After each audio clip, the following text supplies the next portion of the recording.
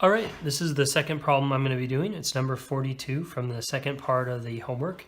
And I think this is also a challenging problem. It's a little more challenging than I would expect you guys to be ready for as far as the simple forces quiz. But it's a great problem as far as your preparation in general, especially for the exam later on. This is problem 42, and I really like this problem because it combines forces, what we're learning now, with kinematics, which is what we did in the previous unit. So it's a really fun problem. Really enjoy problems like this. It really challenges your ability to apply concepts. So here it is. A box is given a push so that it slides across the floor. How far will it go given that the coefficient of friction is 0.15 and the push imparts an initial speed of 3.5 meters per second. So the idea here is we pushed an object and it's sliding across the floor. So after that initial force is let go, we see the block slows down and eventually it stops. We're trying to find information about that, specifically how far it will go. So this pumpkin is not doing justice here. Imagine you have like a hockey puck or something and you slide that thing and you really get it going. It goes across the floor for a while, it slows down at a constant rate, and eventually it stops. The idea here is that we're trying to find something about the motion, the kinematics, using dynamics or forces to explain it. So in the previous problem, we started with a free body diagram, and I think that's going to be true for pretty much any problem here as well. It wouldn't hurt to kind of think of this as a picture though too. So maybe I'm going to start this with a picture. We apply a force on this.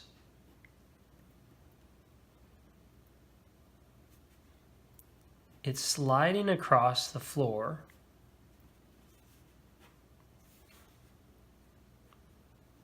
And then eventually it comes to a stop. I'm just kind of crudely showing motion lines. Eventually it decelerates and it stops. And we're trying to find essentially from the moment that push is finished, how far does it go during this sort of deceleration event. Now for the free body diagram.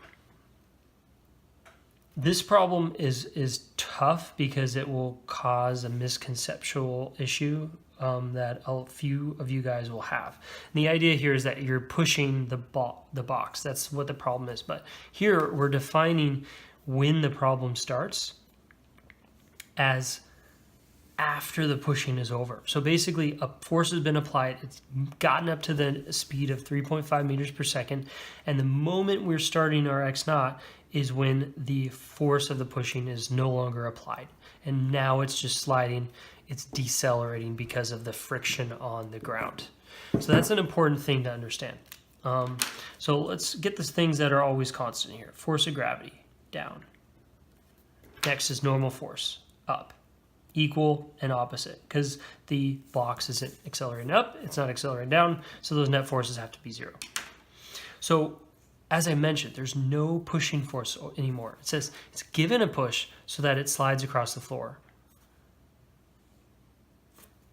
It's implied here that the pushing is stopped and now it's going to slide to rest, given that the pushing got it up to an initial speed of 3.5 meters per second. So there's a lot of sort of assumptions we're making by the English and how it's written, but that's an important thing. So if there's no longer any pushing force while it's sliding and slowing down, what forces are there other than these that would slow it down?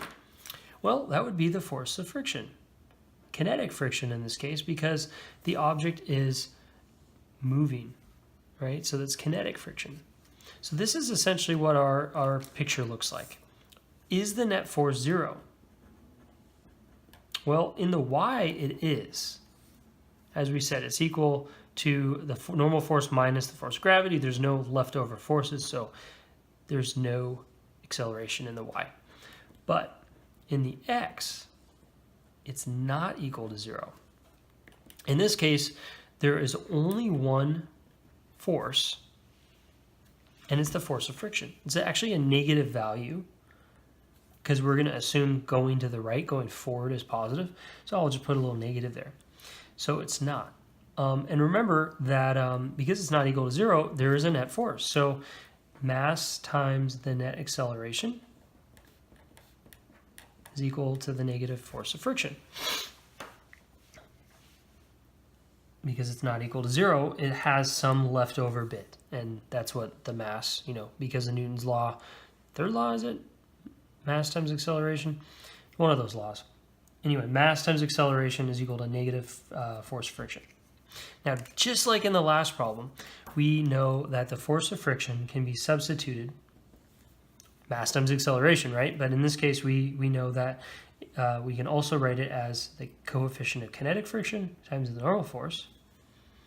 And because the friction is caused by pushing down on a surface, because the only pushing down on the surface is the force of gravity, we can substitute the normal force as the force of gravity.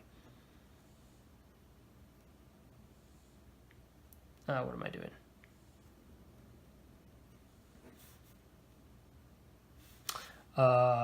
Actually, hold up. That's not what I meant to do. The normal force is equal to the force of gravity, which is equal to mass times gravity, right? So ultimately, we are substituting this guy with this, and we are substituting this guy with this. And let's rewrite it. So we got negative mu of k times the normal force, but that itself is going to be substituted by mass times gravity. All right, that wasn't too bad. This is cool. This is why I like these problems. Note that mass is on both sides, and it might be different masses. Let's make sure. No, it's not. It's the box, right? And one thing you might have seen that I forgot to mention here, one thing you might have noticed in the problem is there's no mass given for the box. So your first impression might be, how can I solve this problem if no mass is given? Well, here's the solution. You don't need mass. The mass of the box cancels out on both sides. So that is really cool. It doesn't matter how heavy an object is. This is a true statement. Just like it doesn't matter how heavy an object is, it will fall at the same rate. It doesn't matter how heavy an object is, it will slide at the same rate, provided that the coefficients of friction are the same for those two objects. So this is all we have left. Super easy math, right? Let's go ahead and solve for it now. We are actually, just to remind us, we are trying to find the coefficient of friction. Oh no, I'm sorry. We already know this, 0.15. We are trying to solve for the initial speed. Crap, did not mean to do that. Now, in order to find in something that deals with motion, we're not trying to find initial speed either. This is ridiculous, guys. This is why it's so important to literally write down what you're trying to find.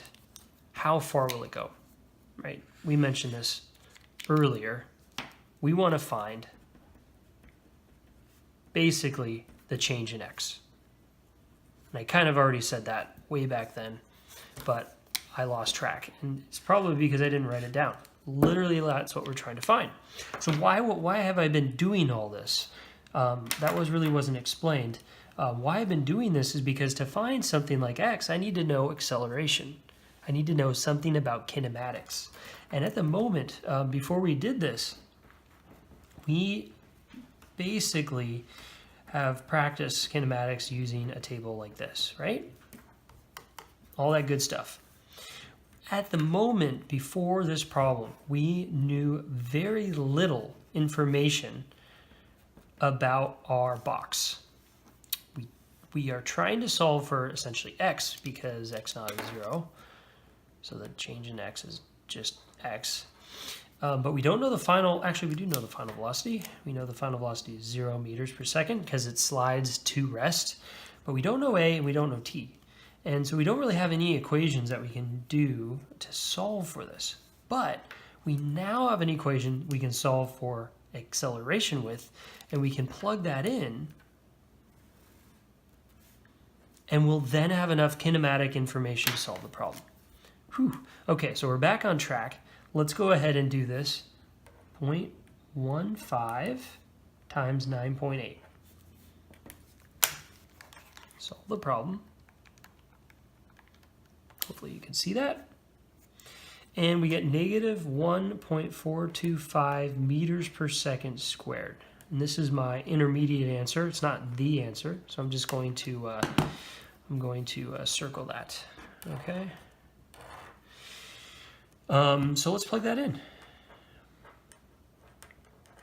Okay, so what I probably should have done before I started this problem with forces is just kind of run through the kinematics. Normally, when you're trying to solve something like x with limited information, you have a few equations to pick from. You have, and I'm writing these in no particular order, these are the three main kinematics equations derived by Newton.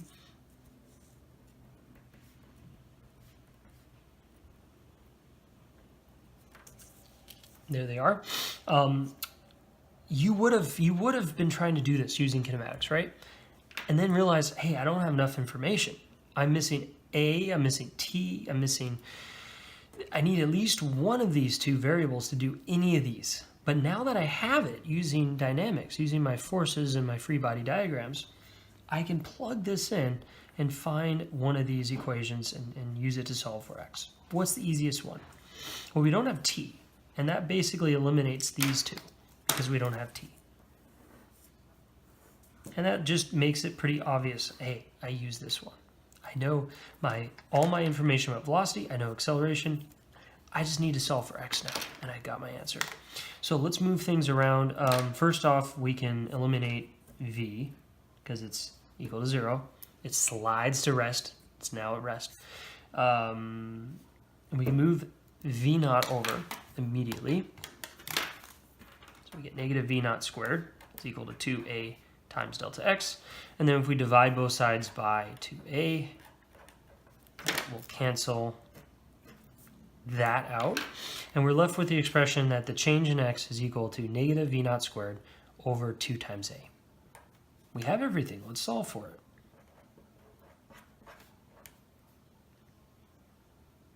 Yep. Oh, the negative should be on the outside, right? Yeah, that's right. Over 2 times negative 1.425. It's negative acceleration, keep in mind, because the box is sliding and slowing down. So it's starting with a positive velocity, but it's getting slower to eventually coming to a stop. All right, so 3.5 squared, negatives times each other, cancels out. Or no, I'm sorry, the negative is on the outside, so it remains negative. And then we have a negative on the bottom, so the negatives cancel out. You know, the math, as far as the negatives go, just realize this thing went a positive distance. So you just got to realize that whatever happens to the negatives, the signs, it should cancel out and give you a positive value, right? And there it is, 4.29 meters. Please tell me that's right.